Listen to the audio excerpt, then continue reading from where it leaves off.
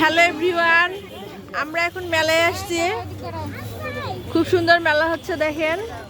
আর মেলায় এসে আমরা সুন্দর একটা জিনিস কিনলাম। এটা হচ্ছে রোজেলা টি। এটা দিয়ে চা বানাই খেতে হয়। এই রোজেলা টি খেলে আপনাদের মস্তিষ্ক অনেক ভালো থাকবে। মস্তিষ্ক ভালো থাকলে মানুষ সুস্থ থাকবে। প্রচুর পরিমাণে ভিটামিন সি সমৃদ্ধ। এই যে ভাইয়া বলতেছে, ভাই আমার সাথে কথা বলেন। কি বললেন আরেকবার বলেন। এটা রোজেলা টি, বাংলাদেশ চুকাই ফল বলে পরিচিত। চুকাই ফল, চুকাই ফল বলে পরিচিত আমাদের বাঙালিতে। আচ্ছা। আর এটা ইংরেজিতে বলে রোজেলা টি।